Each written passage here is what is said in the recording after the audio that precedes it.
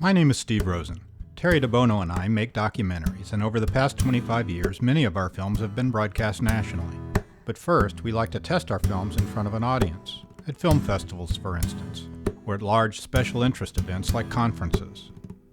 People are always telling us how much fun it must be and how lucky we are to travel to all these places to screen our films.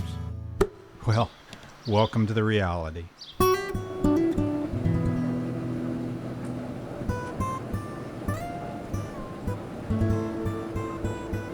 In the late 90s, the digital revolution changed filmmaking forever.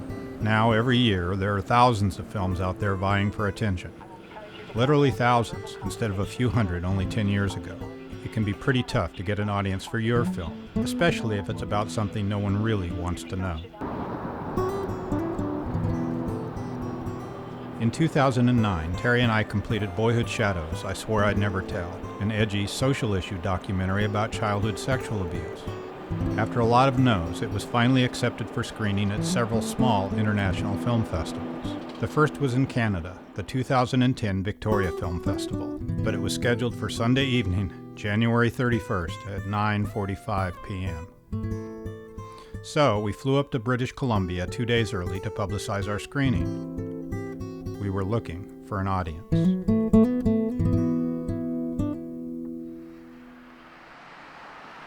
Critics like to meet the people in the films, and we were counting on Glenn Kulick, the central character of our film, to arrive on Saturday. Saturday came and went. No Glenn.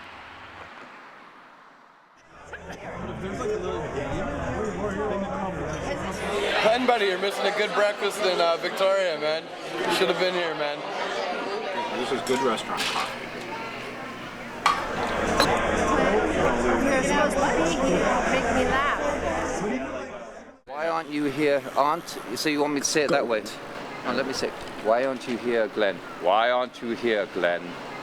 Why aren't you here, Glenn? Why aren't you here, Glenn? Why aren't you here?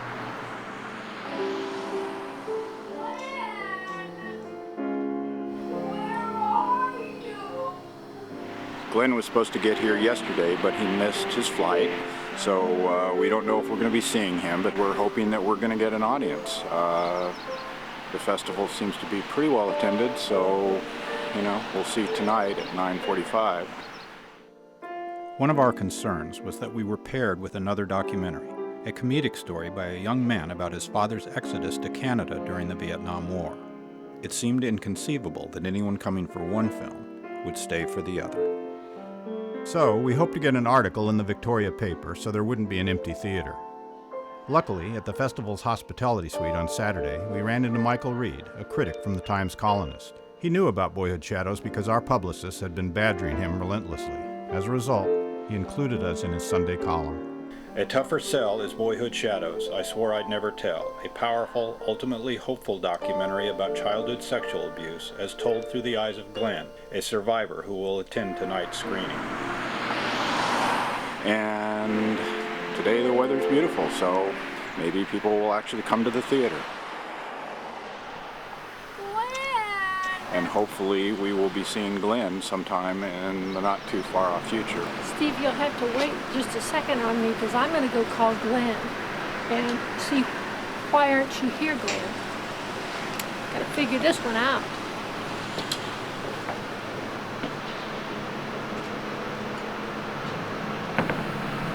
When did you try to get out? Shoot, I was thinking somehow you were in Toronto and you were coming in today. And so there's no flight out of Zihuatanejo into anywhere in the States. Anyway, you're not here, so there's nothing we can do about it. Glenn, it's not the end of the world. Well, Glenn isn't going to be here, but like Terry said, it's not the end of the world.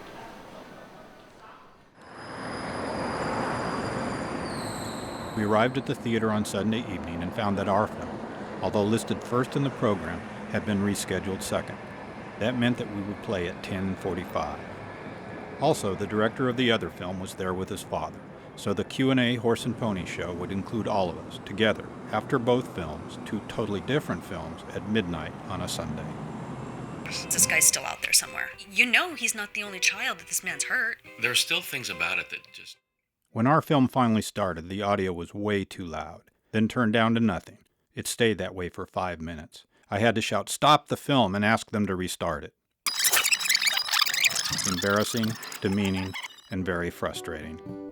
Something happens to you when you're young, especially really young. It's like being stabbed in the brain. The guy fucking steals your life. And it's not just priests. They're actually finding out the sexual predators are teachers, Boy Scout leaders. But who wants to talk about Uncle Bob that's molesting young boys? This guy's still out there somewhere. You know he's not the only child that this man's hurt. There are still things about it that just creep me out. He'd sworn me to secrecy. He begged me not to tell anybody. But then he was suicidal. You know, I didn't know what to say. You're ashamed as hell. I don't want anybody to know. I swear to God I would never let anybody know. Never. Never. Luckily, about 50 people stayed for the Q&A, and most of them had come for Boyhood Shadows. But we didn't get out of there until after 1 a.m., and there wasn't a cab in sight. And you know, we're used to cold weather compared to a lot of people, and this is cold. And you know it's shameful because it's not even freezing. Just that we've been walking for a half hour. And I'm freaking cold.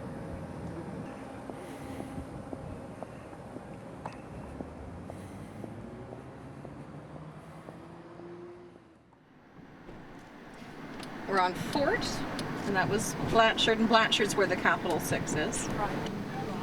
What? On Tuesday, we spoke to a drama film class at Victoria High School as part of the film festival's outreach program. There's another movie from 40 years ago called Lord of the Flies that is worth looking at if you wanted to research that, to just kind of see. The highlight really of the whole trip was going to the high school and talking to the kids, because they were more willing and more open to talk about it really than most of the adults. And as a teacher, I don't teach now, but as a teacher, having made this film, I look back on kids that I had in class. And I asked the class point blank, how many of you would this interest? How many of you would like to go? Most of the class had their hands up. It's your age that if it is happening, you can stop it. But what would you say? You know that today in class, this girl came up after class and started talking to me about how you would ask somebody that had been abused. I really feel that she had something she wanted to say, and I think she wanted someone to listen to her. And it's like what happened at the screening when this man that was probably, I would say in his late 50s, and he didn't have tears coming down his face, but he had tears in his eyes. His eyes were glassy, and they were because of tears. And he just said to me, he took my hand and he held it with both of his hands, and he just said, "Thank you. Thank you for making this film." And again, it's like, here we are, we're up here, and I know we touched 2 people. I know that man, it made that man feel whole. And that little girl today, something was going on with her, and she hadn't any place to tell it before.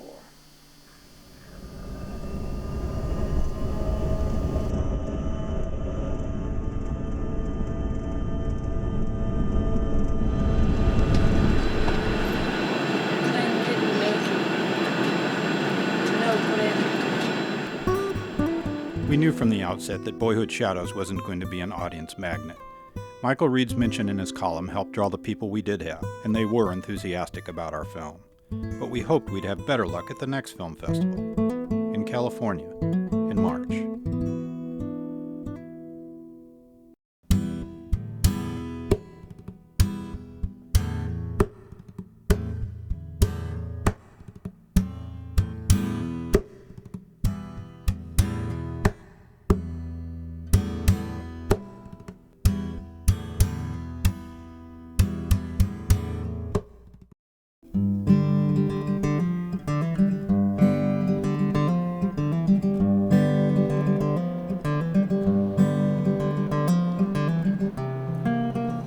This time we're going to the Tiburon Film Festival. Tiburon is next to Sausalito, on the north side of the bay near San Francisco. Boyhood Shadows is about male survivors of childhood sexual abuse, a dark subject, but in February it was a hot topic. There had been almost daily news stories about priest abuse in Europe. We hoped that the Bay Area media, especially the San Francisco Chronicle, would review our film. So we drove up to Tiburon 4 days early to publicize our screening. We're still looking for an audience.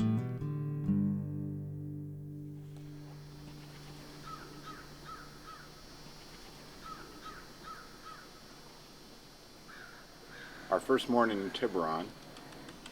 The people at the festival are very accommodating, and from what we've seen so far, there's quite a few good films here, and the other filmmakers we met last night at the opening party were interested and said they would come to our film, so at least maybe we'll have an audience from here locally. Okay, here's the deal we made with the other filmmakers. We'd attend their screenings and they'd attend ours. Strength in numbers, camaraderie, band of brothers and sisters, all for one and one for all.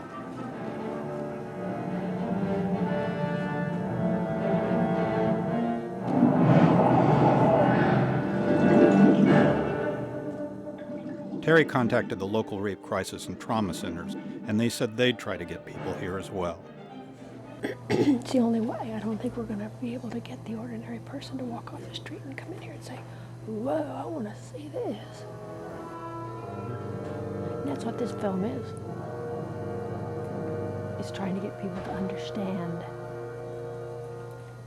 other people's pain, and pain that we've never even thought about having. We can't even imagine. It was actually brief. I'd still see her occasionally at the On Saturday, we saw 4 films. but I was unaware that her political commitment was deepening. The first was Our Disappeared, a feature doc about the political roundup and murder of leftists in Argentina in the 1970s. In order to keep our promise, we had to rush out before the credits to another theater to catch the beginning of The Finding, a dramatic short made by a young Mexican filmmaker we had met at the hospitality suite. You're going to come to ours too, right? Then from there, we raced to Chasing Che, a feature documentary made by, believe it or not, an Iranian man about Che Guevara. There were 3 people at one screening, and at the most 5 or 6 at the others. But immediately across the street from the theater is a well-known cafe called Sam. I'll bet they're all waiting for our film to screen.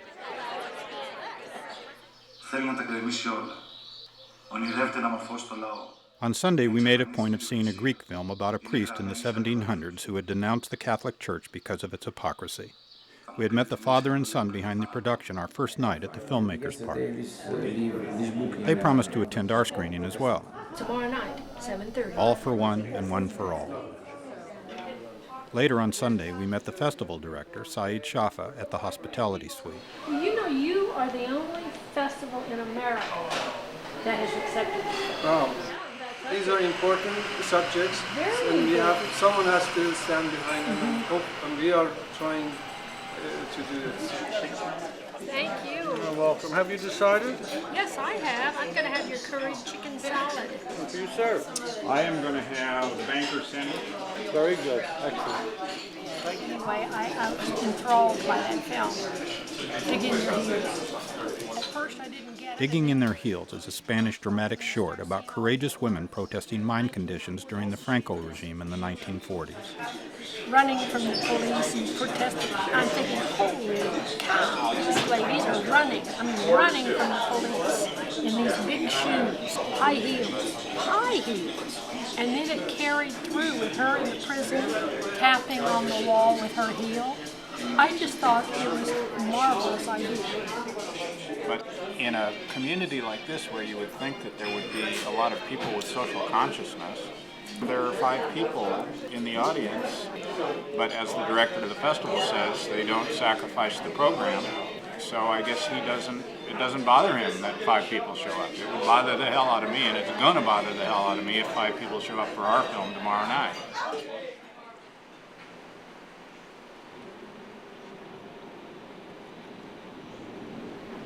This is the morning of our screening at the Tiburon International Film Festival.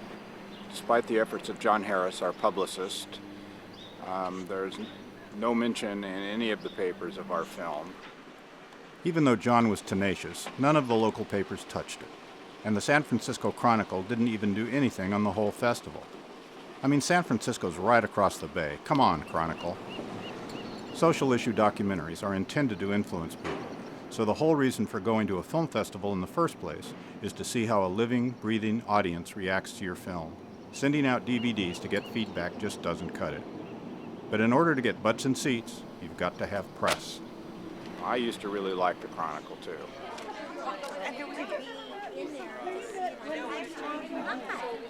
Glenn Kulik, the central character of our film, was busy in L.A. Glenn! But San Francisco newscaster Ellen Martin, another of the men featured, would be there for the Q&A. And Laura Dare, the woman who composed and performed our music, would be there as well.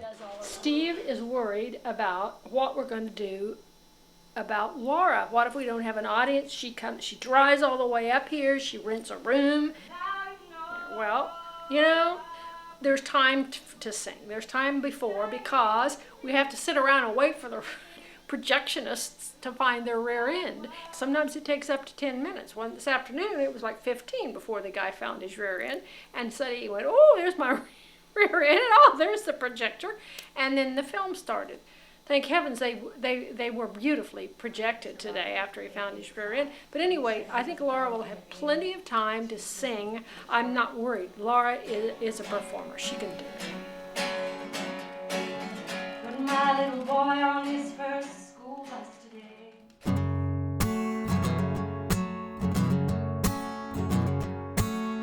Put my little boy on his first school bus today. We had about 28 people in our audience, but after the other screenings we've been to, it looked like a crowd. Be careful, son.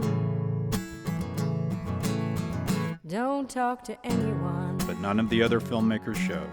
None. Nadia. Zero. Zip.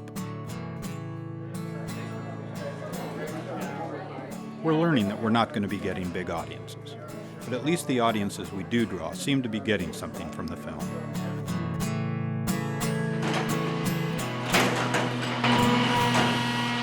This time it was my turn to have the one person who came up to me story, a woman who had spoke during the Q&A. What she said was, what would you do if somebody confided in you that they had been abused when they were a child, but they asked you to not tell anybody? What could you do to help them? After the screening, I went up to her and I said, you know, that sounded like a personal story. Is that something that's happened to you? Do you have a friend that's happened to? And she said, yeah, about 7 or 8 years ago, somebody that I really liked told me that story, and I don't know what to do about it. And she just, tears started coming into her eyes, and she said, thank you, and she just started to cry. So again, one person.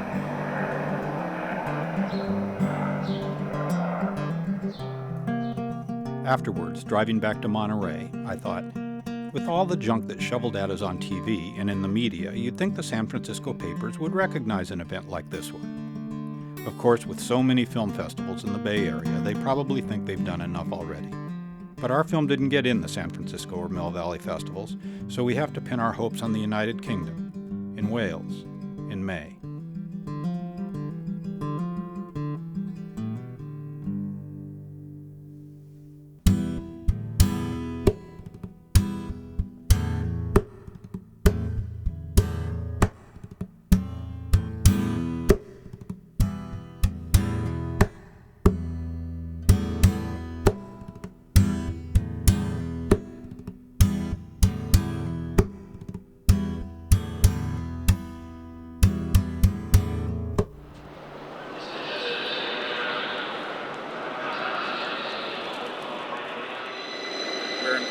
Station in London.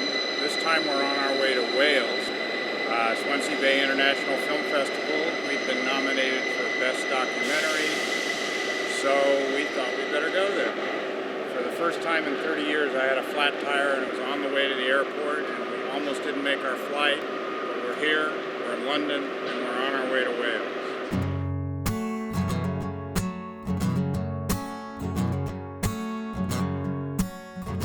Traveling from California to the west coast of Wales is a major investment, But we put 3 years of blood, sweat, and tears into Boyhood Shadows, and we didn't want to see it sit on a shelf unseen. So after a lot of rejection in the U.S. and a poor turnout at other international festivals, we were excited to travel to Swansea. We were confident that in the UK we would finally find our audience. Absolutely. So when is your film? On Friday? It's Friday night? Do you know when? Saturday. Great. On the train to Wales, we met Kirsty and Chris, a couple from New York who promised to attend our screening. Boyhood Shadows. I swore I'd never tell for long.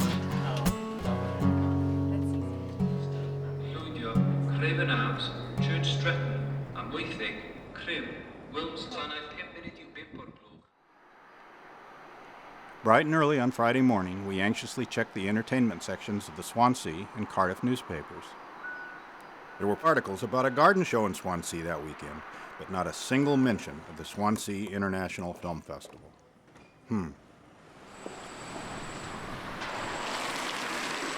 Well, we took a cab into town, found our way to the Dylan Thomas Center, and checked in at the festival. We hope to learn our screening time on Saturday. The time, well, not the times, but this schedule will be on the website. If it's sort of down here, you can judge by the times of the film. The best guesstimate was that we would screen sometime afternoon and before 2 p.m. Turns out that they don't schedule the films at particular times. They just start them running at the beginning of the day. And then when your film starts, it just kind of starts. But today I had that experience with people who came down from Scotland. And they said, well, we don't know what these movies are about. I said, here, we know the title, you know the duration. If you don't like it, walk out. I'm not charging you to be in the room. Okay. A little bit difficult for people that want to see films because there's no catalog. There's no schedule that says like, oh, okay, your film's starting at 1 o'clock. Well, you know, our film might start at 12, it might start at 1. Everyone is on a level playing field. There are no trinkets or calls. And apparently the main audience for the films are the other filmmakers. So, on Friday evening, we went to the welcoming party for the filmmakers. We told everyone we met about our film, hoping that they would be there for our scheduled screening, which would be sometime early on Saturday afternoon. Terry made friends with American filmmaker Sally Hanley and Hugh Aiken from Scotland. We promised to attend Sally's film, Holyrood, about the election in Scotland, which would screen just before ours. Welcome to all the filmmakers from all over the world, and I mean all over the world. I know it's been a difficult task for some people to get here due to the volcanic ash, but you're here, that's a great thing. Tomorrow night we have a mayoral reception. And Terry, always persistent, wormed her way into an interview with New York radio host Big Corey Fresh. We're here with Terry DeBono. It's about Boyhood Shadows. Is her flick. Let's talk about you from Monterey, California. How you doing? He assured her that the segment would be broadcast to over 3 million listeners in America. It has to do with childhood sexual abuse. And I keep telling people that the Pope is our biggest PR person right now. Shame on them. Shame, shame, shame on them. Afterwards, we walked back through town to find a cab. We discovered that the chief cultural pastime in Swansea, besides garden shows, is partying. Why is everybody dressed up? It's my friend's birthday, the one who just cooked stew, the one in the white. But as we looked around, we were surprised that there wasn't any publicity for the film festival. There weren't any banners, posters, not even Xerox handbills, nothing. And we were only a block away from the Dylan Thomas Center. It's her birthday! It's her birthday! It's her birthday,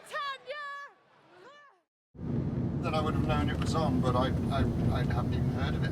I don't think it was in the Evening Post, as a matter of fact. Saturday morning, here we go again, looking for an audience. I don't think they get any publicity for this festival. I've been looking through the papers, and it's remarkable. We even asked the cab driver to come, but it's a lot to expect when you don't have a definite screening time. Doesn't seem to get a mention in the papers. Shame. Yeah. They're meeting the premiere in by about 6 o'clock in the hallway. You just have a little chat, network, and see what's going on, and you'll all be able to get a group together and go We arrived at the center early, before noon, and were told that the filmmakers would be meeting that evening at 6 o'clock for yet another party. This one with the mayor. That's at 6, and that starts as they're meeting at 6. We were also told that our film wouldn't go on at 1 o'clock as we had originally thought. Be pushed later on. Yeah. He's got to favour that as well, so he's put that in before that. Carly really did try to help, but the festival, I hesitate to use the word organizers, didn't seem concerned that we had traveled 7,000 miles for this one day. Which one is your film? Boyhood Shadows. I'm in the restroom at the Dylan Thomas Center, and nobody can tell us when our film's going to screen. They told us that there is a screening coming up at 3 o'clock. We were supposed to screen before that. We don't know if our film will fit in before that. We don't know why the other film has a definite screening time and ours doesn't. So she's at 3 o'clock? And yours has been pushed to 5:15. And our screening is at 5:15, and the party that everybody's going to be meeting for is at 6, which means that all of those people are going to be going to that party and aren't going to be seeing our film. I didn't think of that. I think we need to express the fact that we came a long, long way, and for them to schedule us for 5:15 when their get together at 6 o'clock. Other filmmakers are going to be going to that. Then it's just, let's say 4, just so that we're finished before the event. So you want to go to the party, is that right? I don't care about me. I don't want all the audience. I think you should care about you. No, I think you should care about you. I don't want all those filmmakers over at the party when I would rather have them. Where do you think? I think they need to be where they want to be. I don't understand what you're saying. The whole point was for us to come here Can to be I at put that camera on you for a sec? The obvious equation is A, a whole bunch of people are going to the party. B, that whole bunch of people are what you stated are the audience for the films, so they're not going to be at the end of our screen. We know Terry DeBono and Steve Rosen's movie is screening at that time, and my priority is not the kind of what time have we got to get fancy to be at the party, but to get the screenings in that were scheduled for today to be screened before 10 p.m. tonight. So I would argue that the filmmakers, if they stay with us right to the end of the screening, then they'll be at the end Q&A. But what happens if half the audience gets up and leaves in the middle of our Well, it film? tells you something about your movie, doesn't it? The guy that organised this festival is a genius. I've never met anyone like him. He's so passionate about film and himself. You said to me they'll all have gone to the mayor's party, correct or incorrect? Yes, that is Thank correct. you very much. Game, set, and match. Just that when we came in today, we were supposed to be on at 1, and he said, oh no, we had to move everything around, and so that meant we were moved to 2:45, and that moved you down then to whatever. I've just been talking to some other filmmakers that are just as peeved as we are. He's called the newspaper, and he wants to give them a story. No, I think the fact that the festival's been organised by a committee of people who've been taking LSD is going to be a big problem. I have called the newspaper. I've called the New York Times, the Sunday Times, HBO, and the Comedy Channel. They're all coming tomorrow. But we're screening today, Hugh. Really? Yes. And see, you've got all this event happening tomorrow. They won't see our. But listen, that doesn't matter because you're screening today, but no one's coming to see it anyway, are they? That's right. So that can't hurt. That can't be. That's a good thing, because if nobody comes to see it, it means that all the people who didn't come to see it haven't seen it, and are therefore more likely to go and see it in the future and be intrigued by having not seen it before. Somewhere. That's what Bindi told me. Whatever his name is. Chaotic, absolutely chaotic. When we arrived, there was nobody here. We were supposed to be screening Friday morning at 10. There was nobody here at all. Later on Saturday, we met Sue Hampson and director Sitar Rose, who brought Lifting the Lid, an excellent Scottish documentary that's also about male survivors of childhood sexual abuse. That we'd be on later on in the day, which wasn't great for us really, because somebody from London, from an organisation around sexual abuse, had arrived the night before and was getting a train back. I heard it was a very powerful film. I wish there was just a little synopsis so we would have known what films were about. But it's a chocolate box, you know. Yeah. Apparently. That's what he said to us. We're not allowed to choose whether we like coffee creams or strawberry. I'd don't. like to be able to make my own choices about what I go to see. Thank you very much. I grew up a little while ago. I like to make choices. But wait, it gets even worse. Do you want to come over here, dear? You can pick up the sound better. Essentially, what we've got now is the features can go into the big screening room. The documentaries have the option of going to the small screening room. The small screening room is actually a storage room with 20 folding chairs and the wall as a screen. No, I've seen the small room there. That's. So we go with you for big after Holyrood. It will be 7. It was clear that arguing with Binda had only made things worse. Our heads bloodied but not bowed, we sat in on Clear Blue Tuesday, a musical about New Yorkers in the aftermath of 9/11. When it ended, at 6 p.m., that film's producer, along with all the other filmmakers, got up and left for the mayor's party. It's right before the overpass. Turn right here. This is 30-some years ago, right? Yeah, it was. Come to think of it, it's over 30 years ago. It's over 30 years ago. It's hard to believe. And there's your overpass. And it's the overpass. Make a right. Oh, whoa, sorry, sir. Can't make a right. Boy, that's the house.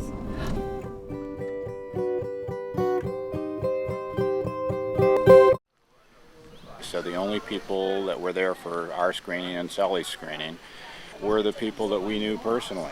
And I didn't always know what was going on. So I had And then the one other guy whose film actually screened after ours, and we made a point of staying for his film because we have left, he wouldn't have had an audience at all. I mean, what's the point of showing a film if there's no one in the audience? On Sunday evening, decked out in gown and tux, we attended the festival's gala. Outside, we met the director of the International Film Festival of Ireland, where our film will also play. But after this experience, we won't be traveling to Ireland. Michael Sheen sent a video to open the ceremonies, but he said he couldn't attend. He must have known something we didn't. Documentary, USA Under 17. One of the most amateurish films I've ever seen at a festival won in another category, so we really didn't expect an award that night. But honestly, we were disappointed to lose to a comedic documentary about people who've had the gaps in their front teeth fixed.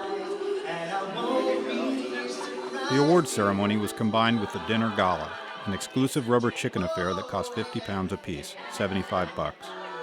Regina, our executive producer, had graciously paid our fee, but it should have been comped for the filmmakers. They are, after all, the reason for the event. We learned that the majority of the attending filmmakers, because they hadn't ponied up for the gala and the tux, were relegated to watching on a TV screen in a room in the bar downstairs. It makes me so angry when I think of It was like steerage on an immigrant ship in the 1920s. What is happening there in the ceremony has got absolutely nothing to do with filmmaking. As soon as we could get away, we joined them there. You can get pictures of me getting a drink because I really need a drink. Even though we felt slighted, angry, and humiliated, we weren't alone. Here, finally, was that band of brothers. Never at any other festival had we seen such camaraderie among the filmmakers. It was the best thing that came out of the experience at Swansea. When you're coming here, basically you come to expose your film and to get a response from an audience. But there's no people here. No posters, no advertising in the city, no catalog. You haven't got a clue of what all the film is about. So in the end, it's a party. Well, ladies and gentlemen, and thank you very much, Kevin. I just want to say a few words. I think it's just a pat on the back for Binda and the festival organizer. I think we all should thank Binda Singh. I think we should go up there. What we got to lose? What we got to lose it? I don't think anyone up there cares. Well, I care. I'm one of the filmmakers that came here from overseas. There are plenty of us downstairs. And I do want to say, speaking on behalf of all of us, and they're here with me, thank you. First of all, we as filmmakers are a little disappointed because you guys should have all been at the films, watching the films. And on behalf of the filmmakers, we've been treated very poorly. We've noticed the name Binda mentioned quite a bit, but he has been nothing but rude to us. We asked Binda, where's the representation? Why isn't this beautiful film festival represented in this city? This is what he tells us. It's your responsibility as filmmakers to bring the audience to the seats. Then we asked him, well, what time is our film screen? He says, we don't have a time.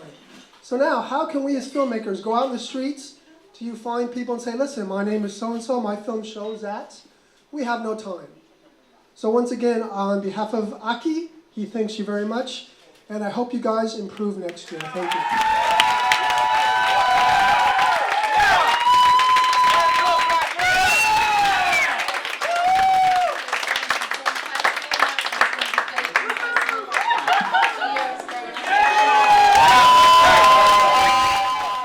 I actually considered not completing this documentary because I was afraid that it would only damage the integrity of our film and the integrity of all the other films that screened in Wales. We did it! In fact, a screenwriter from LA that we met in Swansea told Terry afterwards, "I don't agree that what you're doing is the way to go about it."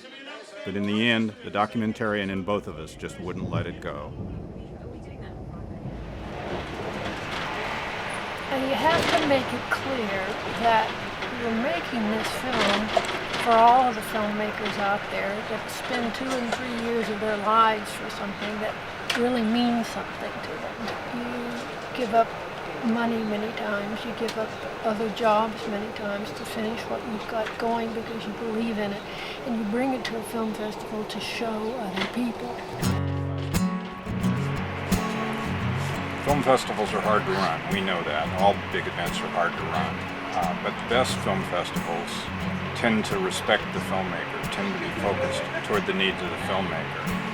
And the worst film festivals, well, you just saw the worst one. Ladies and gentlemen, your next and final station stop in a few minutes' time will be London Paddington. Before you leave us at London, could you spare a few minutes of your time just to ensure you have all...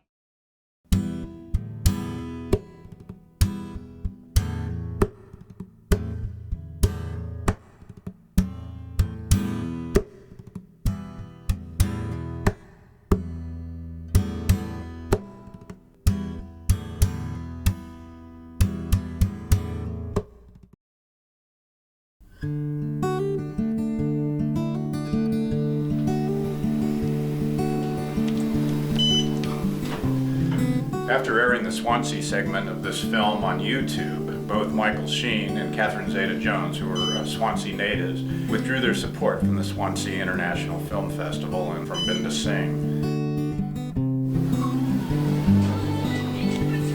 That wasn't our intent in making this film, though. We weren't trying to criticize film festivals or in any way disparage the people that run them. What we really have been trying to do is find out why we can't get an audience for a film that we think is so important. Dust on my shoes indicates to me the dreams that I dreamed were not meant to be. The tracks that I leave as I drag my heels, only the dust on my shoes knows how I feel. Now we're in Oklahoma. No, we didn't come here looking for our audience. We're not here for a screening of Boyhood Shadows.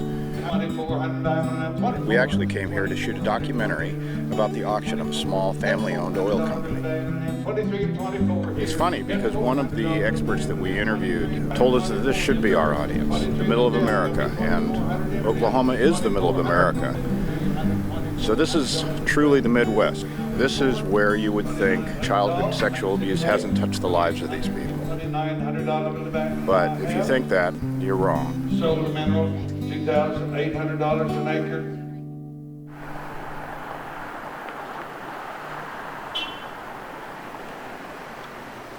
Terry grew up here in Enid, Oklahoma.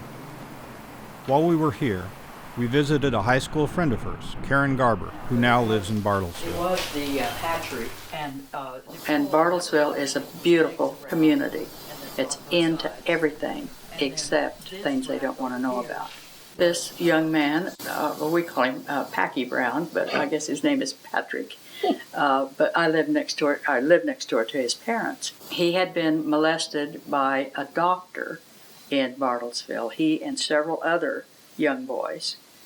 For years. And he's made this film, and it's just being shown in Oklahoma.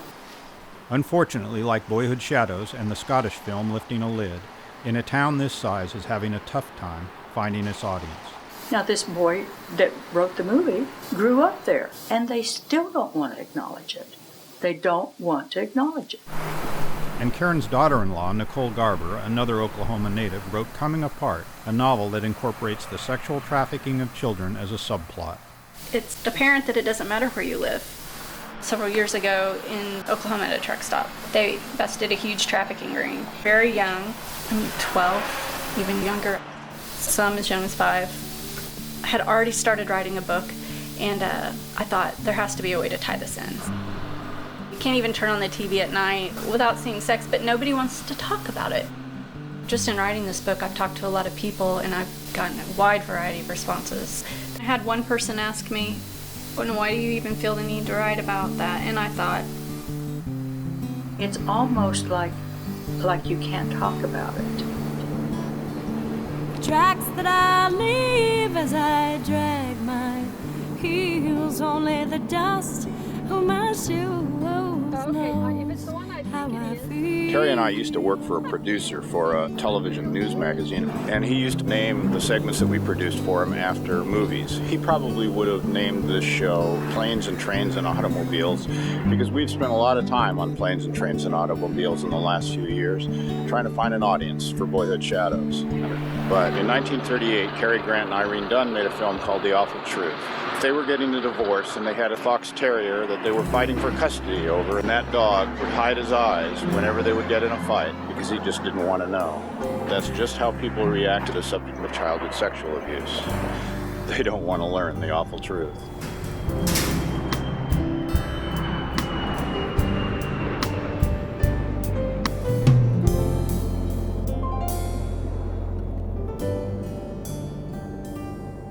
What will you do now that you know?